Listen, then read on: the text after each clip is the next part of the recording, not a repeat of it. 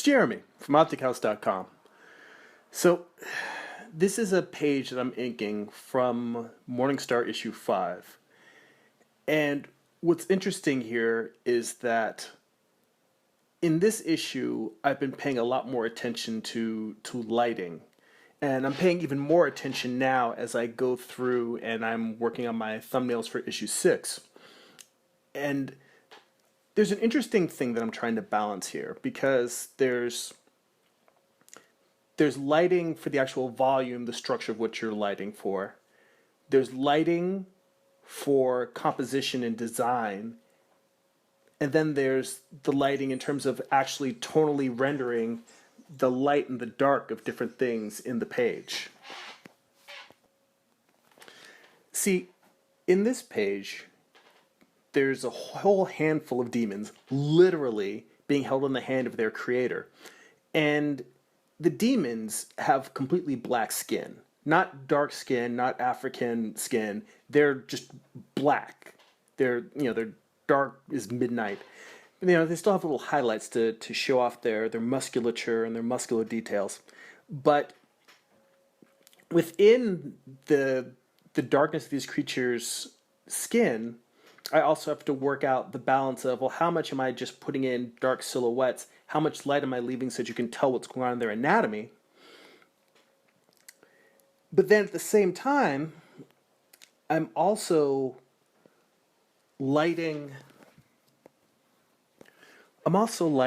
what is the top side, what is the side that's facing sort of a halftone, which halftone is just something that's partially towards the light, partially facing away.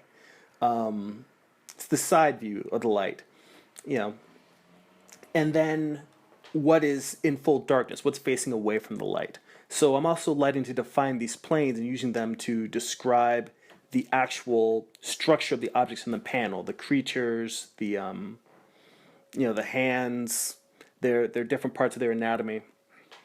But then there's also lighting in terms of an actual design, where I may look at a panel and if there's too much light in it or too much dark, it isn't visually compelling. So there's also the fact of trying to balance out how those colors work on the page. Working out, well, not colors, but those values, those tones.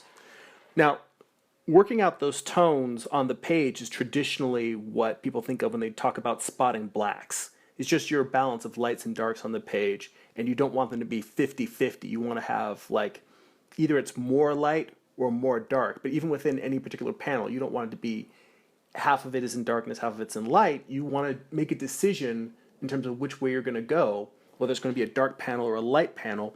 And even if it's only 60-40, that still can be very visually compelling. But contrast, that's the way to look at it. Spotting your blacks is about how much contrast there is overall in your comic book page.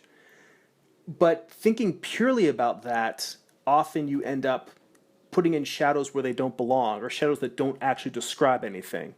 So when you're trying to use light and dark to describe three different things, to do three different chores, to work a horse that's carrying three different carts, it's a lot to balance. Sometimes you have to make choices and pick one over the other. In a perfect world, we would all have enough knowledge of light and tone and drawing to make all these things show up at once, to make the drawing do all three of these things. And that's what I strive for. I strive for a drawing that has great volumetric description with light and dark, that has great page design and contrast, and that also helps describe the tonal light and darks of the objects in the page. But we don't live in a perfect world.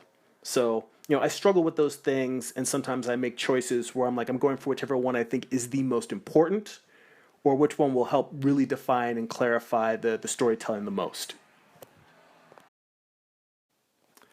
That's it for now. Check out my website, OpticHouse.com. If you enjoy these videos, please share them. Also, sign up for my weekly newsletter to get a free digital download and see what else I'm working on. Go be creative.